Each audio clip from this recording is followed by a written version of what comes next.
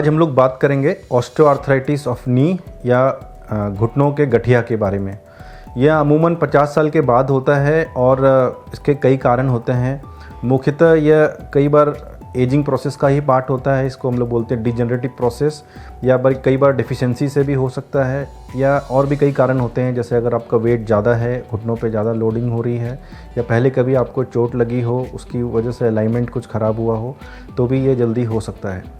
अगर आपको घुटनों में तकलीफ़ हो तो आप अपने ऑर्थोपेडिक सर्जन से कंसल्ट करें। वो इनिशियल कुछ टेस्ट कराएंगे, जैसे सिंपल एक्सरे हो गया, स्टैंडिंग व्यू, एपी और लैटरल, और कुछ ब्लड टेस्ट भी करवा सकते हैं। उसके बाद वो आपको रिस्क असेसमेंट करते हैं कि भाई क्या आपके घुटनों के दर्द का मुख्य कारण क्या है। कई बार होता है यूरिक एसिड बढ़ने की वजह से भी हो सकता है, या विटामिन डी कम है। उसके बाद इनिशियली लाइफस्टाइल मॉडिफिकेशंस की जाती है। जैसे अगर आपका वेट कम है तो उसको वेट कम करने की सलाह दी जाती है, और कुछ एक्सरसाइजेज होती हैं घुटनों की, वो बताई जाती है, जिससे कि आपकी थाई की मसल्स की स्ट्रेंथनिंग हो और घुटनों पे कम लोड पड़े। कुछ डूज़ एंड डोंट्स भी होते हैं, जैसे आपको बहुत ज़्यादा स्टेयर्स नहीं चढ़ना होता है, नीचे नहीं बैठना है पालथी मार के। रेगुलर वॉक आप कर सकते हो, साइकिलिंग कर सकते हो, उसमें कोई प्रॉब्लम नहीं आती है।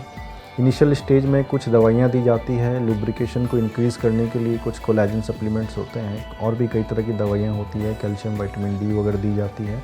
इससे घुटनों के कार्टिलेज में स्ट्रेंथ बढ़ती है। कई बार कुछ लुब्रिकेशन के इंजेक्शंस भी होते हैं, विस्को सप्लीमेंटेशन बोलते हैं, वो भी अच्छा काम करते हैं कुछ सेलेक्टिव पेशेंट्स में। और भी कई टेक्निक्स आती हैं, जैसे पीआरपी वगैरह इंजेक्ट करते हैं, जिसमें कि मरीज़ के खुद के ब्लड लेके उसको मशीन से सेंट्रीफ्यूज करके उसमें कुछ सेलेक्टिव सेल्स होते हैं, उनको इंजेक्ट किया जाता है घुटनों में। उससे भी काफ़ी हद तक आराम मिलता है। अगर बिल्कुल भी इन सब स्टेजेस अगर क्रॉस कर गई है, स्टेज 3 और 4, तो फिर ऑप्शन आता है सर्जिकल ऑप्शंस। सर्जिकल ऑप्शंस में अगर हम लोग बात करें तो पेशेंट अगर रिलेटिवली यंग पेशेंट हैं और उनके घुटनों में थोड़ा सा अलाइनमेंट की प्रॉब्लम है, तो हम लोग एक सर्जरी बोलते हैं उसको हाई टिबियल ऑस्टियोटमी, जिसमें कि अलाइनमेंट को करेक्ट किया जाता है, सो दैट आपके लंबे समय तक घुटनों की जो लुब्रिकेशन मेंटेन रहे और उस पर जोर कम पड़े, ताकि आपको नी रिप्लेसमेंट की ज़रूरत लेट से पड़े या ना पड़े। दूसरी सर्जरी होती है यूनिकंडाइलर नी रिप्लेसमेंट, जिसमें कि घुटने का सिर्फ एक हिस्सा बदला जाता है। ये भी अर्ली स्टेज में ही कर सकते हैं। अगर बहुत एडवांस हो चुका है, घुटना पूरा ख़राब हो चुका है, तो फिर हमें टोटल नी रिप्लेसमेंट के सिवा कोई ऑप्शन नहीं होता है। इसमें लाइफस्टाइल अगर हम इसको देखें तो कोई भी घुटने की रिप्लेसमेंट के लिए नहीं जाना चाहता है, मगर एक स्टेज ऐसी आती है जिसमें कोई ऑप्शन नहीं बचता आपके पास। दर्द अमूमन काफ़ी रेगुलर रहता है दर्द, और आप रेगुलर पेन किलर तो नहीं खा सकते हैं, इस वजह से सर्जरी के बिना कोई ऑप्शन नहीं होता है।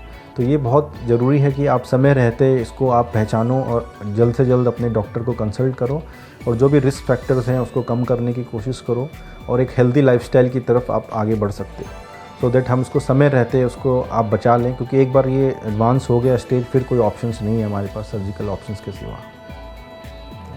Thank you.